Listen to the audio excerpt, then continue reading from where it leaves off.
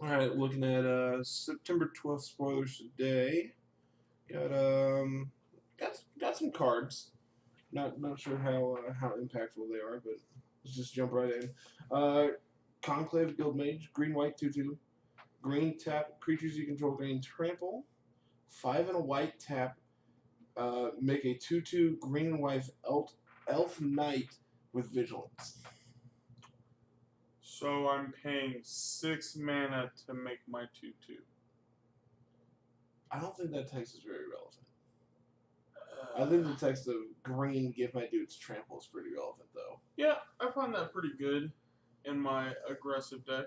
This is about what. This is a powerful uncommon. I agree.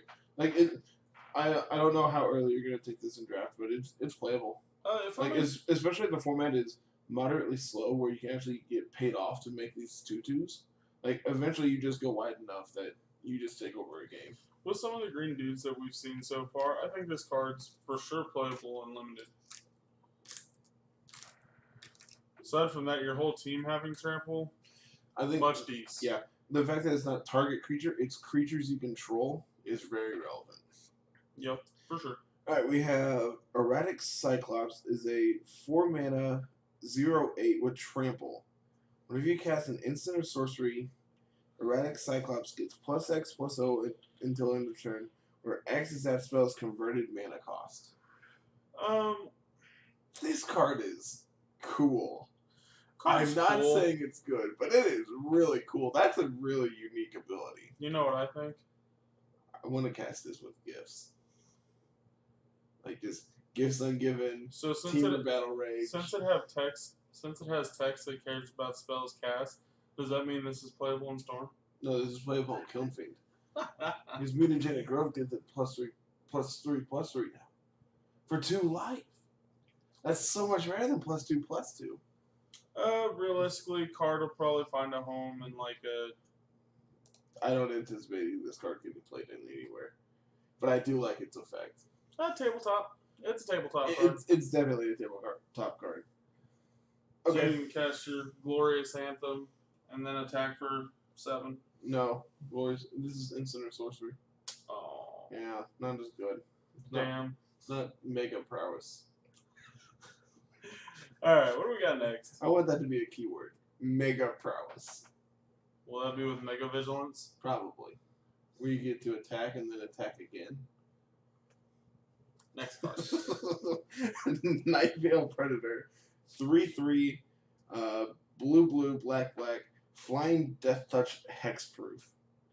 I'm about it. This card is very aggressive. I like this card. Why? Why did they print this? So this is going to be so hard to deal with and limited. Like, do we have a sacrifice attacking creature? Not to my knowledge. Like, so. This thing just has no drawback.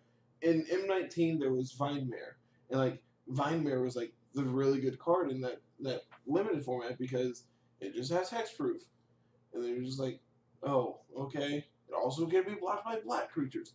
This has even more evasion because it can only be blocked by creatures with flying. So your creature needs to have flying and first strike to win a battle with this thing. Which, to be fair, is a thing, but probably not in this set. You know, realistically, I don't know how you're. I can see that card finding constructed play in standard. I don't know how you're killing this thing in limited. I think that card will see constructed play in standard. It's also 4 mana. 4 mana for my finisher and my control deck, like that's really hard to interact with. Yeah, I could see it. If there's a powerful cheap enchantment, you could almost see like a boggly control style deck. We've seen it before. So next one up here is Integrity Intervention. Integrity is red-white hybrid instant. Target creature gets +2/+2 till end of turn.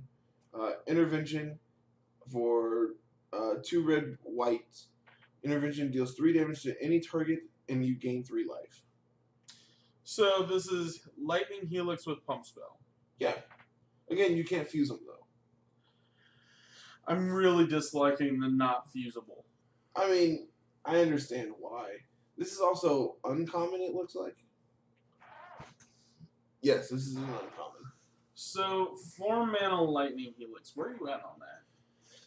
It's just like powered down War Helix, right? Like this card literally reads deal 3, game 3, right? Yeah. Yeah, this is literally just Lightning Helix. But like the front end is also like playable. I mean, like not overly playable. But we're like, looking for very specific Boros decks. So I think this would be fine in like the Boros draft deck because you have I think it's coming up later. There's a 1-drop with Mentor. There's a 1-drop 1/1 with Mentor. Okay. So like if you just have multiple of those and then like you integrity before attacks and then like you get to pump the other one too. Like I could see that being fine. And then like late game when the field is all gummed up, you just get to Lightning Helix them. Okay. I see this card being very, very good. So you once again see card printed for limited. Oh yeah, 100%. This is a combat trick. Plus, it has reach attached to it late game. Okay. I think this card's very, very, very good for limited. I'm about it. Yeah, I like it. Next up, we have Golgari Raiders. It's a 4-mana 0/0 with haste. Enters the battlefield with a number of 1/1 counters on it equals the number of creatures in your graveyard. This is a card that recurs every couple of sets. It's just another, what was it? Boneyard Worm? Is that what I'm thinking? Yeah, or Undergrowth Scavenger. Yeah, just another one of those effects. It's playable.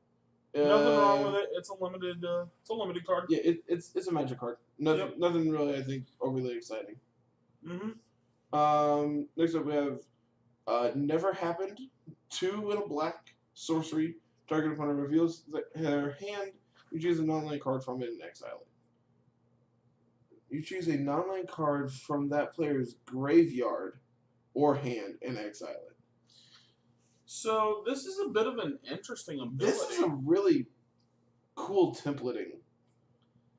I don't know. I wish it were an instant. I don't know how good this card is. I think we're overthinking it because the ability to hit graveyard in hand is pretty good. Exiling something is pretty good. Like we've seen that having a way to interact with the graveyard is going to be important in this set. Like there's a lot of graveyard mechanics. Yeah. Do I think it's game changing, game breaking? No. It's also a common.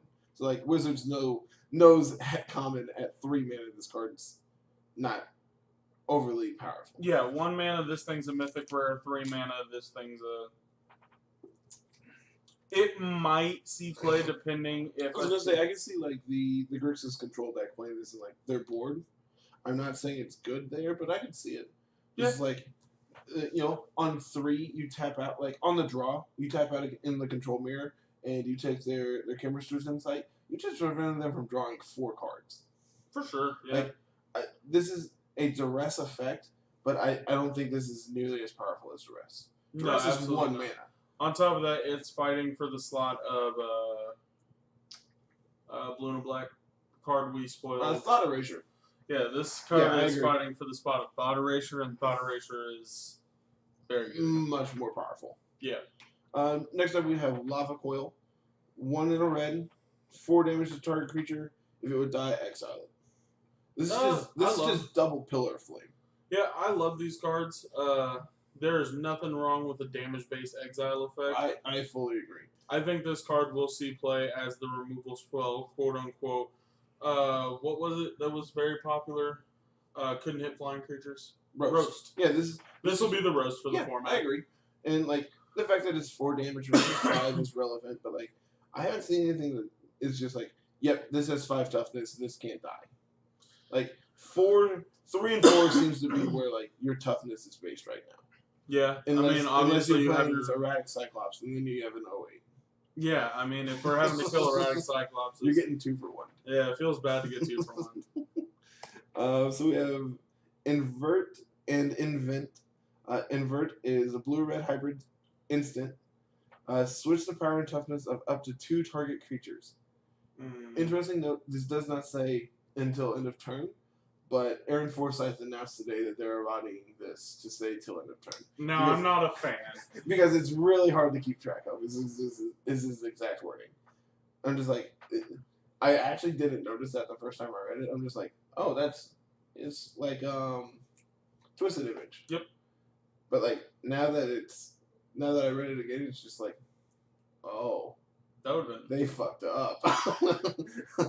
But I agree that like errating this to say till end of turn is It's probably correct. the right way to do things. Correct. And then invent 4 blue-red, search your library for an instant and or sorcery, reveal them, put them into your hand, shuffle your library. For 6 mana?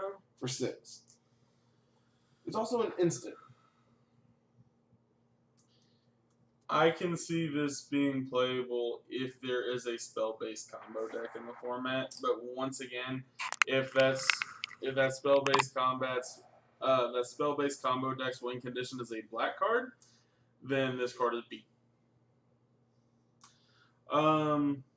Powerful ability at uncommon. I like the front half. I don't. The back half is okay. I think the back half is virtually unplayable. It's also 6 mana. Yeah. Which is like 2 more mana than I want to pay for that. But it's like 4 more mana than I want to pay for that. Next up we have House Guild Mage, blue and a black for a 2/2 human wizard. Oh boy.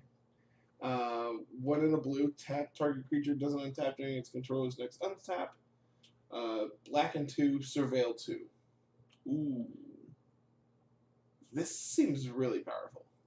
It does, especially at the uncommon slot. Like, continuous surveil effects seems really good. Yeah, I mean, in these colors, you have so many ways to protect this thing from dying. You can just literally churn through your deck. Yeah, I could legitimately see. So, Glint Sleeve Siphoner is already a playable card, like in standard as of now. I think this could take that slot, like in the Grixis deck. Like post board, you bring these in like the mirror. So 1, you can like beat down, and like 2, it also generates card advantage when you can't attack with it. One thing that scares me about this card is normally in order to get your Sunhome Guild Mage in your draft pick to keep everything tapped down, you gotta go into white. This isn't blue-black. This is a control deck. It also doesn't tap it. It just prevents it from untapping. It just freezes. Which, I mean, is still a very powerful effect. I agree.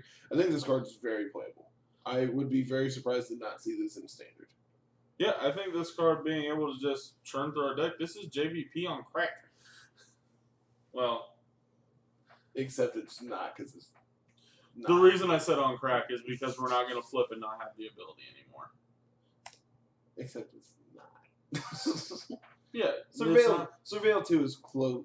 If Scribe 2 is relevant, is like equivalent to drawing 1, Surveil 2 is probably above that, right? Yeah, in my opinion, being able to pick from there's 2 actual cards, times where that says draw 2 cards. Yeah.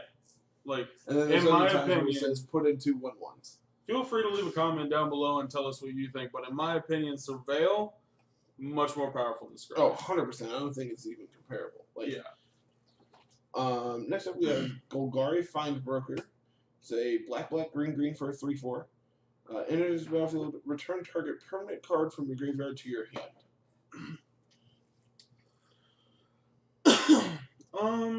I like getting my field of room back. Like that's kind of what I'm seeing here is like the ability to get back. I'm really glad you can't pick back up your removal spells with this. Like the fact that this is permanent and not card. Like the fact that this isn't just upgraded Eternal Witness is really fine by my book. Like, granted, it's 2 more colored mana more. Yeah. But it's also a 3/4 compared to a 2/1. I want to blink this with Resto Angel. I really want to blink this with Resto Angel. It puts it back in your hand. That's worth remembering. This is just regrowth. So does Eternal Witness, though. This is regrowth stapled to a 4 mana 3/4. Yeah. So regrowth picks up any card. Fair enough, yeah. I mean, this card's good. I like the card. Super special, super game breaking. Not in my opinion. I agree. Simply put, it's gonna. I can see it seeing play. We're getting the guild mages again. Yeah, we've already gone over 2 of them. I know, but I was thinking maybe because it said house guild mage. I was thinking, oh, maybe it's just gonna be, like a one-off kind of like, hey, we remember, but it's kind of cool. We're actually gonna get guild mages again. So we have Swarm Guild Mage, black green, Elf Shaman for a 2/2. Oh God. 4 and a black. Tap it. Target creatures you control get +1/+0 and menace until end of turn. I would like to point out the second ability. They're kind of making a joke on themselves, saying, "Hey, we still remember that we fucked up." But I mean, this is not Deathrite Shaman. I know. This is not Deathrite Shaman. No, we're miles and miles from that territory. The fact that this is like a repeatable anthem is really good. I really like this card. I really want to draft this set. It takes a lot for me to want to draft. I can't wait to draft this set multiple times. If I had a way to untap this thing, we could do some real busted shit. You've noticed they have yet to put an untap effect in this set. They know what will happen. There's a reason. Oh, and the second ability, 1 and a black tap, gain 2 life, clear shot back to Deathrite Shaman. Red and a green. Red and a green? 1 and a green, sorry. I was like, I'm colorblind, but I know that's the number 1. Next up, we have our last Planeswalker of the set. I'm pretty sure. I don't think we're getting 3 in this set, but that's possible. We have Vraska Golgari Queen, 2 green black, starts at 4 +2. You may sacrifice another permanent. If you do, gain a life, draw a card. -3, Abrupt Decay.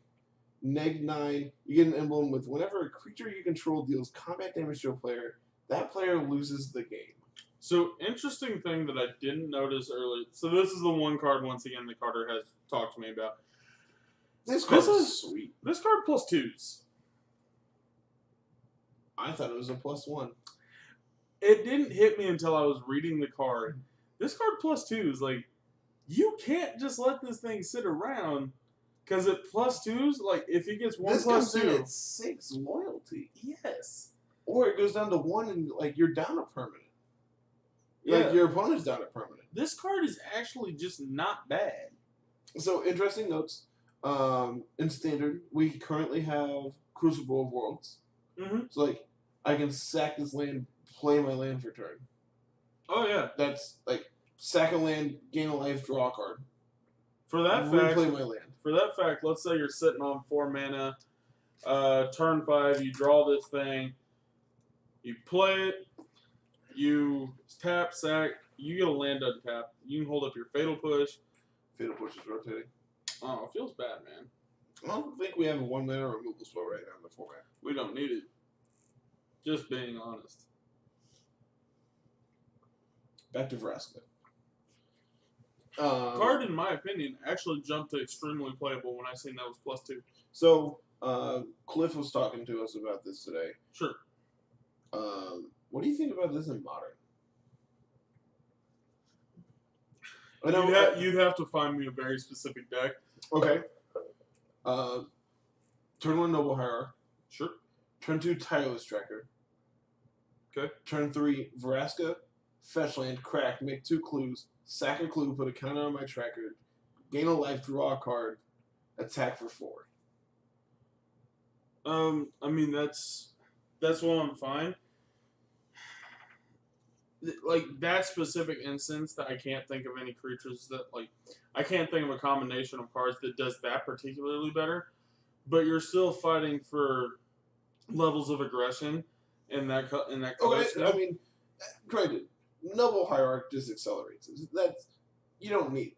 Yeah. That is not needed. Noble Hierarch could be burned in this instance. You could, you don't even need the mana accelerants at all. You could legitimately just play Black Green Rock, max out on your Tireless Trackers. You could also play Bob, instead of Tireless Tracker. And, whenever Bob becomes a liability, you can sacrifice it. The specific reason why Tireless Tracker is better here is because it says when a clue is sacrificed. Yeah, whenever you sacrifice a clue. So, every land in your deck is just an additional card at that point. Exactly. So, +1, gain a life, draw 2 card. +2. +2, Jesus. Gain a life, draw a card, put a counter on my Tireless Tracker. Card's very sweet, and interestingly enough, the game is over if you control Walking Ballista when you hold this thing. Combat damage. Damn it! Really should learn how to read. Why does everything have to read combat? Because for exactly that reason. It's because they learned whenever they had Mike and Trike in the damn game. So, Cliff sent me a list, and I looked it over. He's playing Bitter Blossom. So, like, this is now make a 1/1, lose a life. And then you plus your Vraska, gain a life, draw a card. This is just draw an additional card every turn. And, like, once you get to a point where, like, your Bitter Blossom can take over the game, you just let it take over the game. He's also playing Voices in the Car. So, like, make these plants that, like, can defend your Planeswalkers or draw you extra cards. Interestingly enough, that specific instance that you're talking about right there kind of makes me think of, like, some version of, like, Death Rock or something like that. Dude, I think this card is very, very powerful. Yeah, I do too. I'll be very interested to see where it ends up. I think Star City currently has them pre-ordering for $25. Granted, it's a Planeswalker, they're going to sell high. I can see that staying at about $25. 20-ish to 25 Yeah. would be the range I would give it. I mean, I'm not picking him up at that price, but I think this card is playable. I think this card is 100% playable in Modern. You just have to find the right shell. For sure. All right, let's get on to the next card. We have Patchwall Adept, blue and a 1 for a 1/3, 3 mana. Target creature can't be blocked this turn. This is a standard, like, this is a card that gets put into every set, like, hey, you can't block this, smash you. Yeah, like this. It's this a combat helps, trick.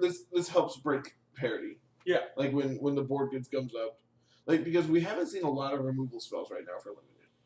So like removal is going to be a priority. Mana fix is going to be a priority. So like having these extra effects of because you don't have removal here I'm going to punish you. Like, yeah. I'm just going to this gets in, and like once you get to a point where you're like, all right, activate this twice in a turn. Seems really strong. Yep. Even if it's just it getting in for 1 damage a turn, that's better than nothing. Yeah, 100%. And the fact that it's target creature, not just this creature, makes this card pretty decent. Yeah, I definitely like this card for sure. Next up, we have Midnight Reaper, a 3 mana, 3/2. Whenever a non-token creature, there we go. You control dies. This deals 1 damage to you. You draw a card. So, I mean, you know what that means. This is playable alongside Vraska. It's non-token. Yeah. I just wanted my Bitter Blossom to draw me 3 cards. No, this is the classic. We were talking about this the other day. This is our Dark Confidant of the set, isn't it? Yeah, I mean that's pretty much what it is. Like, so this is our extra draw effect in black during this set. Yeah. Can we just have Dark Confidant? Would it actually be too good in Standard? No. As a matter of fact, I actually kind of find the card to be very weak. I actually think in black right now, like if we had it, like it'd be very hard to play. Your green black deck would be good. Along with like Assassin's Trophy and Vraska, like there's a lot of powerful green black cards. Yeah, but the problem is Bob comes with that text of damage equal to your CMC, so your 4-drop fucks you up. It's gonna hurt real bad. And in Standard, like we're wanting to climb up to like 7 drops to end games. I mean, to be fair, I did not play during original Ravnica. Fair enough. I could not tell you how powerful Bob was in Standard, but it seems like it is the type of card that you can play, but it's not going to be game breaking. Fair enough. Let's move on to the next. That's my 2 cents. I just want Dark Confidant. Fair enough. Next up we have Arclight Phoenix, 3 and a red for a 3/2 with flying and haste. At the beginning of combat on your turn, if you cast 3 or more instants and or sorceries, you may return this card from your return. I'm assuming this from the graveyard to the battlefield. Yeah. It's Chandra's Phoenix, but not as good. Pretty much. This is a lot of text. 3 instants or sorceries.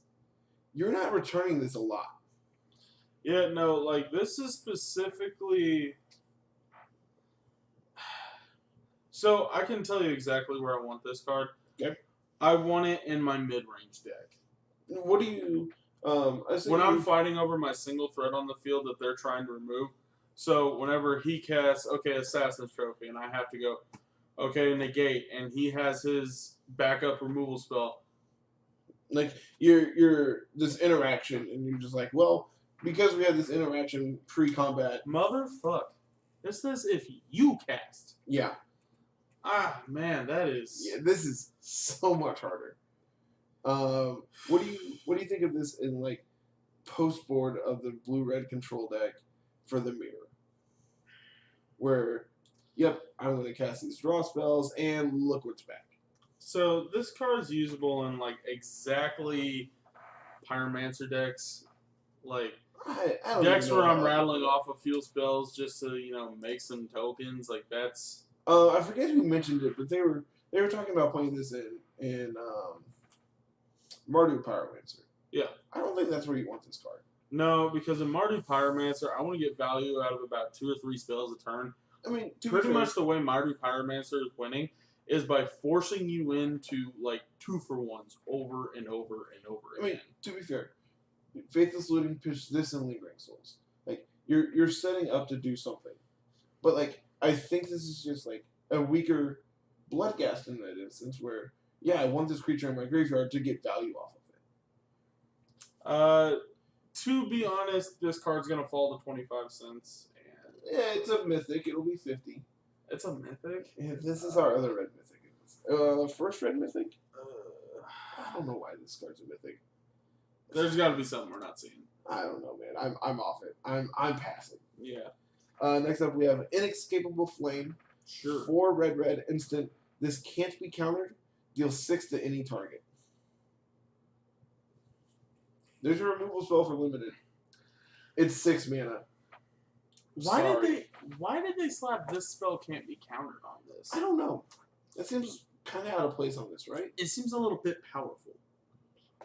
Really? Like I don't really feel as though this card is powerful, but not being counterable, that feels powerful. So we have Disdainful Stroke in this format. Exactly. So I'm thinking, Are they trying to show the red deck some love? Like I guess.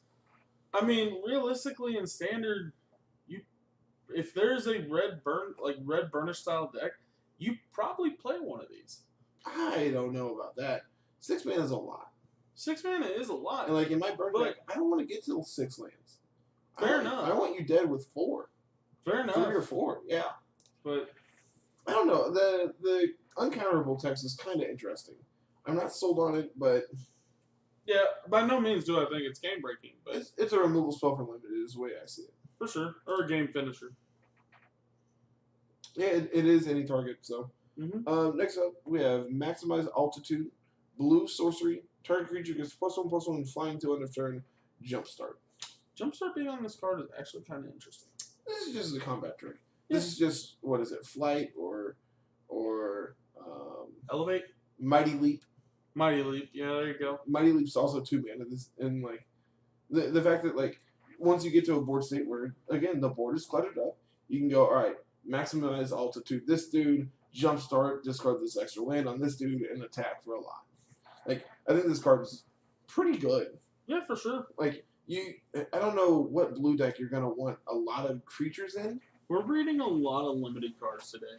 Yeah, there's a lot of limited stuff today. There's lots of commons and uncommons. Is that Lightning Claws? This here, this Oh. is Govern the Storm. Interesting. 4 in red, instant, deals 5 to target creature. I hate to say it, and honestly, this is kind of the first card that I've had to say this about. This is just your classic unplayable red burn spell. Hold that thought. So, if Electrify is like super playable, like Electrify is back on pick winnable in M19. Mm-hmm. Is 1 mana for 1 extra damage that bad? What? Okay. So say this thing and the uncounterable burn spell are in the same pack. Convince me to take this over it. This is 1 mana less. The other one goes face and is uncounterable. This is also single red, whereas that's double red. It's like you're committing to double res really early. Okay, so you're saying This card, is splashable.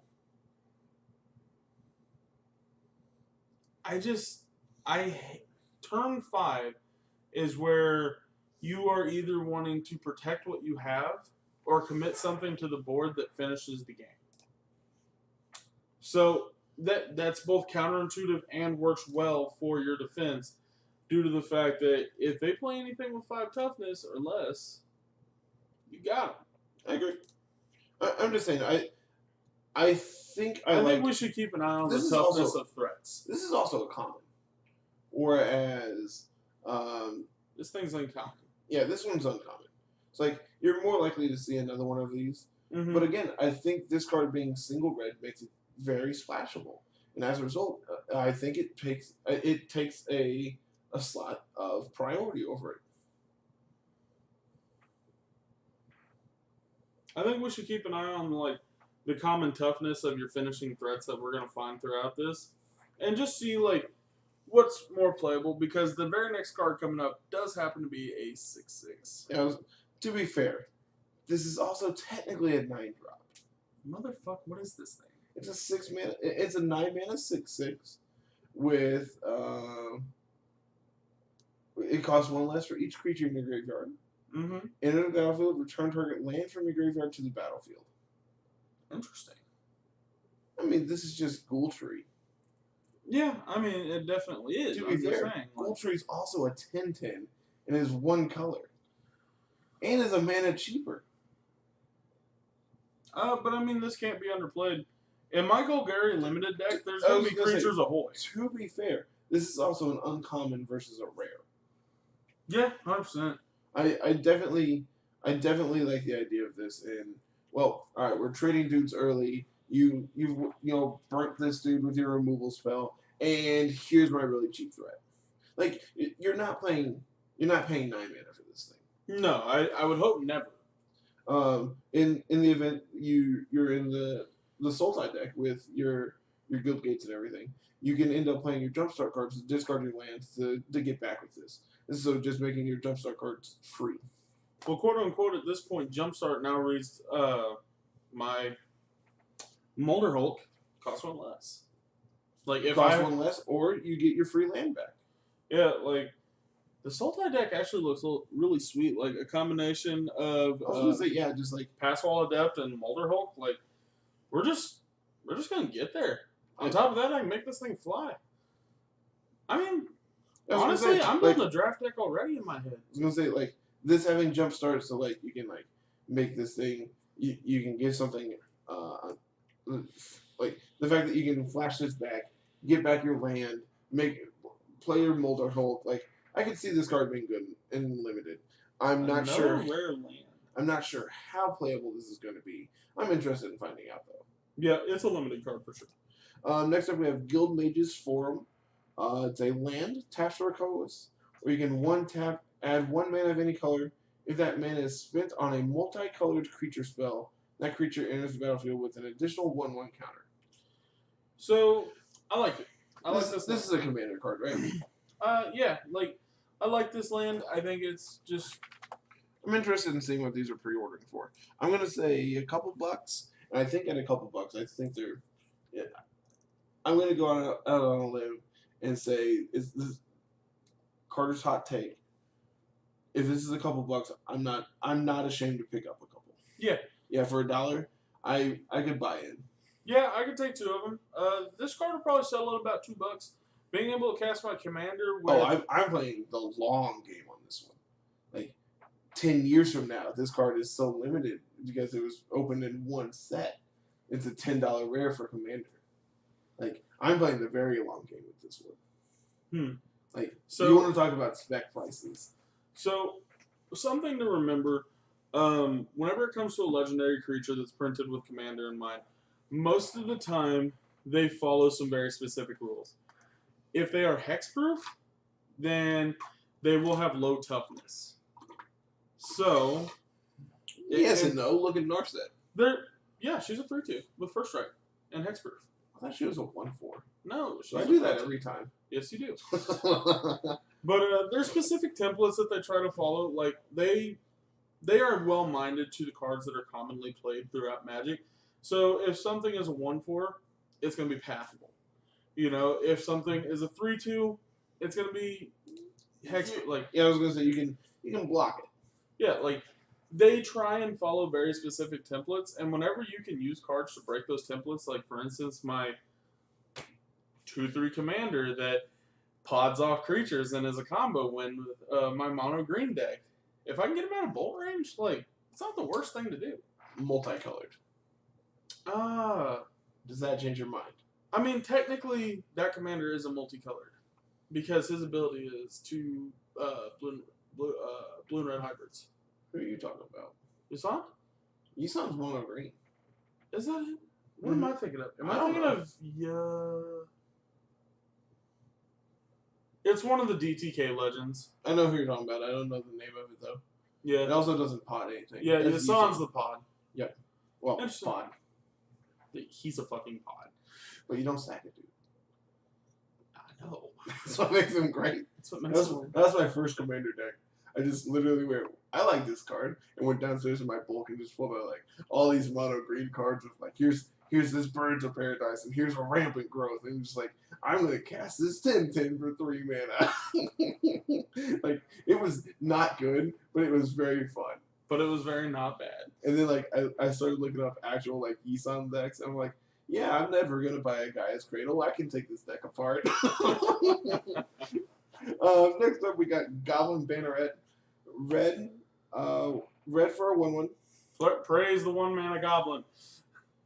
That is super relevant. Yeah, 1-mana goblin is actually pretty much what we were looking for in this set. Mentor. 1 and a red. This gets +2. This is a cheating card. This is a card that cheats. This card is sweet. This has double fire breathing. And it can pump stuff. So, interestingly enough, when this thing attacks and you have 4 mana, we're going to be able to pump forever. Yeah. I like this card. It cheats its own ability. It shows that they are not afraid to break their own ability. You have 2 of them, right? Yeah. You attack with... You pump 1, attack, put the counter on the other one, then pump it. Now you're attacking for like... What, 7 damage for 4? Yeah, so if you want my opinion, this card is real sweet. We talked yesterday about wanting Jackal-Pup. Yeah, like this is basically Jackal-Pup. Like we were talking about, you know, hey, we remember the mono red deck KTK was sweet. You know, we wanted to be able to play. We just need a 1-drop. We needed a 1-drop goblin. It didn't even have to be a goblin. But I really wanted it to be a goblin. Yeah. I was figuring it was going to be like a Flamekin Zealot. It was going to be, you know, what's the little dude, the Mog War Fanatic? Like, I thought it was going to be something like that. We have, what's his name? He's from Rivals? He's the 1/1 with haste. Oh, Messengers. No, that you can tap that's sack him. fucking Theros. That you can tap sack him. Yeah. I just opened one tonight in the chest. And I, for the life of me, could not tell you what this card is called. This is going to bother me.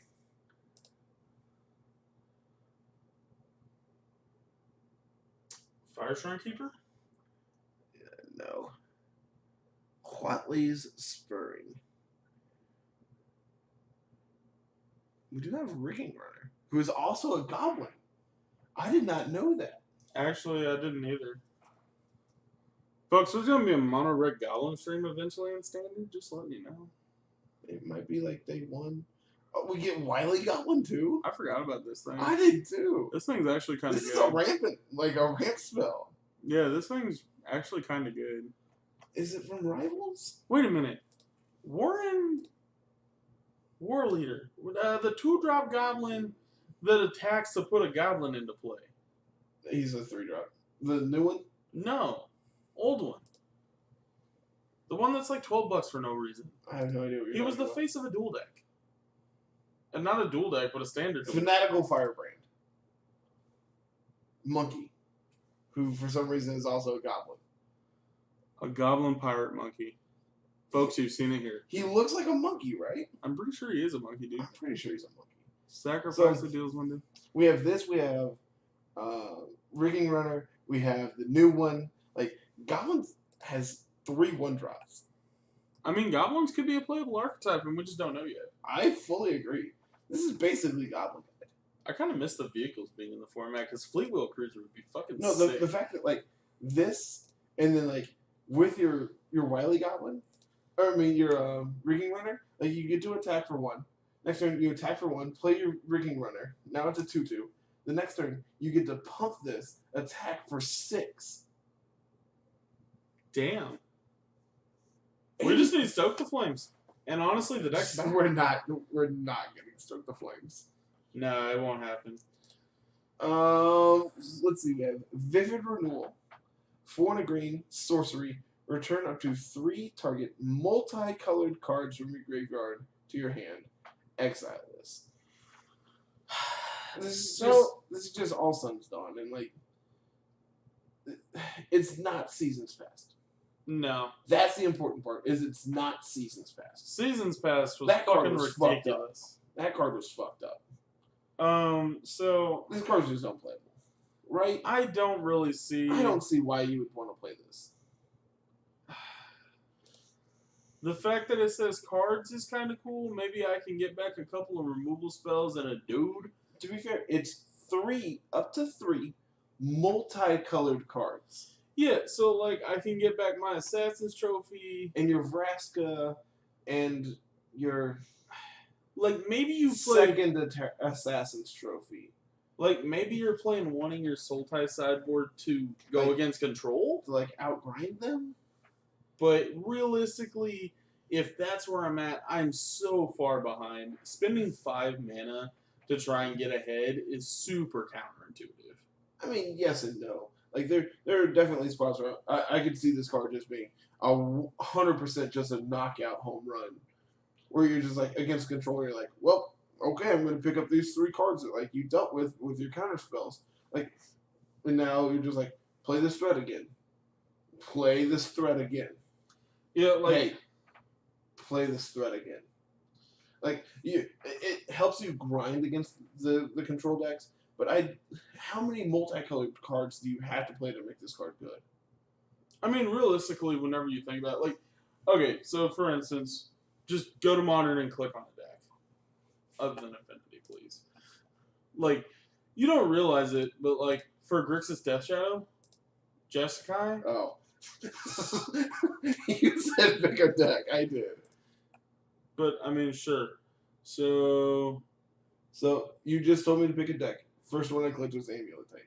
yeah, We can pick up our Zakama. I'm happy to pick up my Zarkama. What do you mean? Okay, that's it. Is this a real thing? We can pick up our Rorik Thar. We can pick up our Fire Spout. That one I like. I'm just saying, like, you play these cards all the time and don't think about it. Like, we play more multicolored cards than we think about. I understand. But specifically for Standard, I'm by no means defending this card, by the way. I think the card's virtually unplayable. I could see this playing in your 3-color commander deck. Is like you want to be able to grind a little more and just like I need this card to combo off, so I'm gonna pick it back up. Oh, I'll play this card in Commander. I'd rather have Seasons Pass. I'll pay the extra mana and pick up 3 extra cards. Yeah, but it's like a budget Seasons Pass for. Seasons Pass is already budgeted. Right? I'm not crazy about this. No, it's like 25 cents, I'm sure. It's a rare. So $1. It's exactly $1. It's $2, sir. Thank you. Oh, The foil is 15, and I don't know why. because of Commander. You want to talk about the lockets, or you want to talk about this thing first? Let's talk about this thing. All right. So this is Expansion and Explosion. Expansion is 2 blue-red hybrids for an instant. Copy target instant or sorcery spell with converted mana cost 4 or less. You may choose new targets for the copy. I'm always a big fan of Splinter cards. Is that what it's called, Splinter? 2 red, copy target instant. Fork. Fork, sorry. I'm always a big fan of Fork. This is a counter spell. This is a mono red counterspell. Oh, it's a counterspell here, but when I played it in Scape Shift, it was bad. I'm just saying, this is a mono red counterspell in standard. Yeah, so is. I'm just tilted that you're calling this thing counterspell. It is.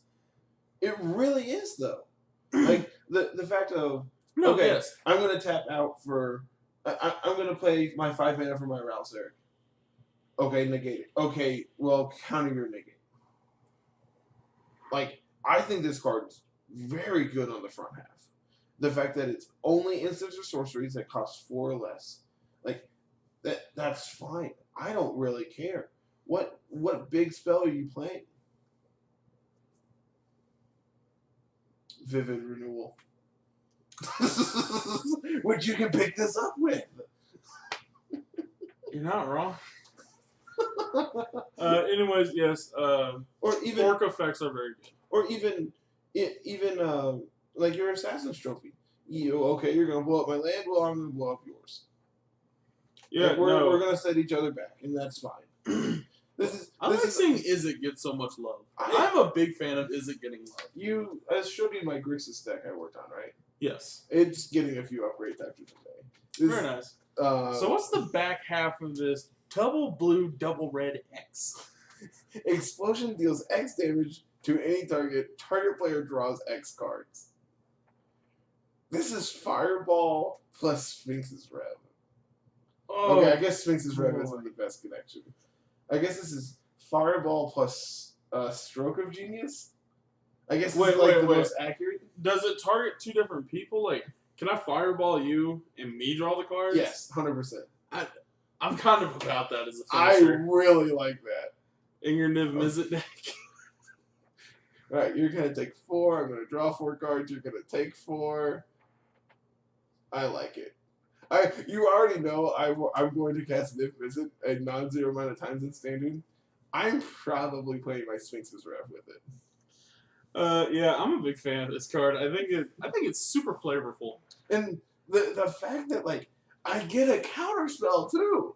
My favorite thing about this card, and I know a lot of people are gonna love this.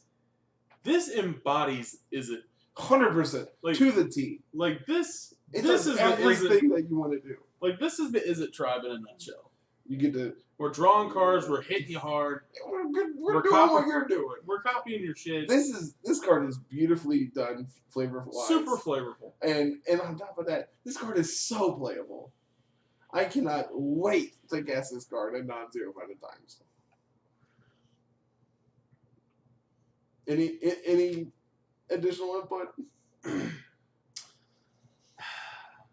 Okay. Interesting note. Going back to talking about we can copy our opponent's Scape Shift. That is standard legal.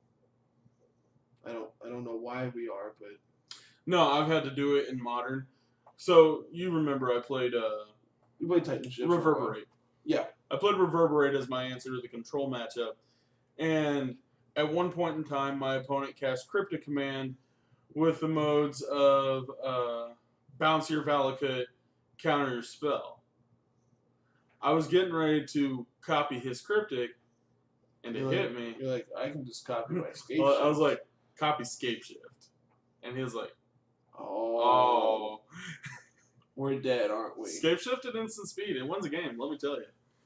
So, this spell got to resolve after that. Granted, this costs 1 more compared to Sphinx's Rev.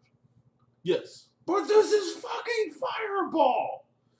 Yeah, no, it should not be underestimated. This card's playable. This card is so cool, and no one is talking about it. How much are they pre-ordering for? I don't know, man. Not enough. I mean, it's not Sphinx's Rev. It's Sphinx's Rev! It's as close as we're going to get for a couple of sets, but... I just not seeing it. Are they all the double face cards down here? They are. $1.50. I mean, honestly, I see this card leveling out $3, $4. At most $3, yeah. I think at $1.50, I think this card's fine. I'm gonna open my box and see what I get before I pre-order it. Yeah, 100%. Like this card is not a oh my god everyone must have. That's Assassin's Trophy. That's Assassin's Trophy. Can't wait to open my foil. You open up Assassin's trophies and your buddy's like, hey, I'll trade you all these. No. Punch your buddy in the face, walk away. I will hit you. I won't hit you, Carter. I love you. Can we talk about it first? No. Alright. Last thing for the day. We have a new cycle of lockets. This is a commander card. Like these are all super playable. Well, hold on a second there. Okay, sell me on it. Okay, so you remember the standard with 4-mana artifact, tap, make 2 mana. Hedron Archive. Hedron Archive. Yeah, this is Hedron Archive. But Hedron Archive was perfectly playable in the standard format. I know. It was a rock. These are rocks. These also draw cards. I'm not saying like it's a weaker draw ability. I'm not saying these are unplayable in standard. I'm saying these are 100% playable in commander though. Oh yeah, these were printed with commander in mind. 100%. Like you already have your signets, which are like super good. Mm-hmm. But these are basically the same thing. They require no additional like fee. Like you don't need mana to pay into them. Yeah. Like you can't leave your signet up to play your spell pierce or whatever, or your swords to plowshares. Mm-hmm. Yeah, no, these tap for mana on their own, and I love that. And then on top of that, the 4 hybrid mana sack to draw 2 cards. Mm-hmm. That, again, it's just Hedron Archive. Like, granted, this costs 1 less. This also makes 1 less mana. Also costs 2 more to draw 2 cards. Again, the mana though is 4 colored mana. Commander, that's not a problem. Yeah, no. One thing I like about this is a lot of the times you will see new players with the ability to draw a card. They will kind of screw themselves because they just see draw a card and they're told from the get-go, like, hey, drawing cards is good. You know, so I like that, you know, players are going to have to think about their plays a little bit before they just go, crack this thing. This isn't a Mind Stone. This is also draw 2 cards. Oh, I mean, for people who've been playing for a while, I mean, half the time you're going to be playing this just a drooling anticipation of being able to crack this thing the next turn. Okay, so hear me out. Is it Locket helps me cast Niv Mizzet? So and then the next turn, I can pay 4 mana to draw 2 and shock you.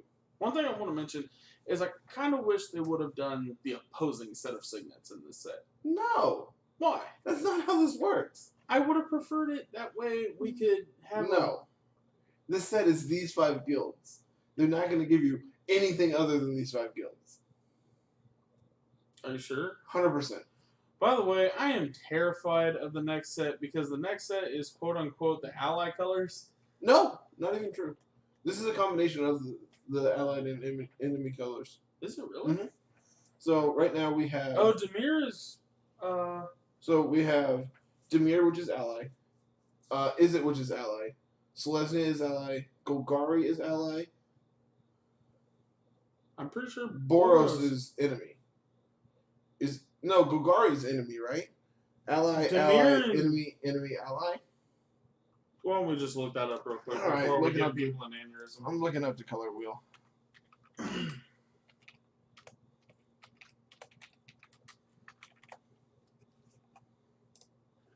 Yeah, so we have blue-red. So we have ally, enemy, ally, enemy. So we have 1 ally, 2 allies. So we have 2 ally and 3 enemy in this set. Are you reading this? Where's it at? What are you talking about? So we have green white is ally. Oh wait, Zendikar is enemy, and KTK was ally, right? Yes. So you just go off their fetches. That's the easiest way to remember. I already pulled up the color wheel. Use it, damn it. Enemy is anything. Ally is anything. Yeah, it's mixed because Scalding Tarn and Polluted Delta. So that's enough. Okay. I understand now. Good talk. Good talk. I wonder why they're doing it this way though. Like the whole ally enemy thing has been a big deal in Magic for a long time. They want to change it up compared to Ravnica and Return to Ravnica, where you had. Again, I could be wrong. I'm not 100% sure because I didn't play then. Maybe this is the alternate timeline because Ugin's alive now. Or maybe this is the real timeline and Nicol Bolas wins. So interesting note. Talking about the flavor for a second. Mhm. The third set, they were talking about Bolas influencing 5 of the guilds. True. So like, I'm assuming is it Demir and Rakdos? Like, obviously all the Grixis ones, right? Yeah, clearly. What are the other two? It's gonna be something ridiculous like a Johnny's Guild. Like you can't do Boros, right? Like Boros is like the army. Yeah. Like the army of good. He's not gonna persuade them, right? Yeah, I don't think so. And you can't convince Celestia. Like there was a 0% chance of that. Yeah, like just for the simple fact, I don't know how many people read the story, but Nissa is like one of the few planeswalkers that has been like, "Fuck, I'll kick his ass." But every time they get close to her, she walks away like, "Fuck y'all, I don't need y'all." Like just walks away. Like I don't even know why.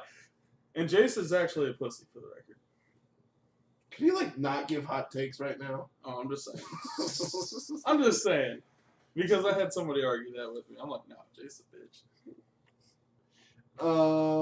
Final thoughts on today's spoilers. Um, Anything you want to go over? Have a few. we more read some minutes magic cards. That's what I'm saying. with? I think my lot of stuff in limited today. favorite card so far has probably got to be House Guild Mage. The blue black one Yeah. from just today, or like in this set. Oh no, just today. Like from this set, I'm still stuck on blue 1, surveil 1, counter target. Oh, Sinister Sabotage. Sinister Sabotage. Sorry, I will remember that eventually. I'm still stuck on that card. I think that card is hot. I think favorite card today for me would either be Lava Coil or the Goblin Banneret. I think those Goblin Banneret got close. that one's real powerful, and I can't wait to run people over with it. Specifically, the reason I'm excited about Lava Coil is like my Grixis deck I've been working on was already playing like 3 Lightning Strikes just as like additional removal. Like now that you have Lava Coil, you have ways. 100%. This is just like an upgrade. Like, 100%. Yeah. I don't care about burning you out. I'm going to burn you out eventually with Nick Visit. And sorry guys, the most powerful card is still going to be Assassin's Trophy. That card is just, it is hot.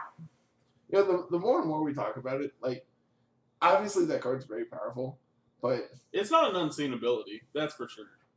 It's definitely one where I'm just like, yeah, I've heard basically everything we can talk about with this card. There's nothing new you can talk about and like surprise me. Yeah, like you put Sinkhole with Path and made a Golgari. Like it's what you did.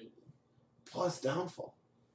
It's Path plus Downfall plus Sinkhole all with a Ghost Quarter attached. And honestly, that's the problem with it. That's the problem with the card is that it's unrestricted, and that's really a fucking problem.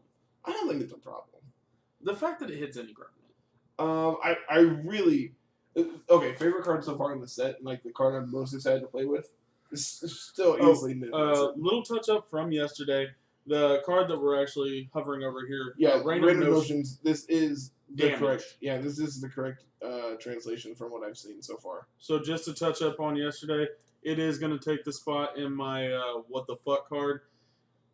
I don't know why that card says damage. I don't know if it's relevant. It's a little bit interesting, and I'd love to hear some reasoning why, but not going to push for it too hard. Once again, it could just be they didn't want to write Loss of Life. Who knows? I just want to cast it. Thank you all for watching. Really appreciate you all coming out and watching us. If you haven't already, go ahead and leave a like and subscribe. We will be back with any more updates on spoilers. We do realize that some late night spoilers are coming out, and we will always try and touch on those the next day. But other than that, guys, we appreciate you, and we will talk to you all tomorrow. Have a nice night.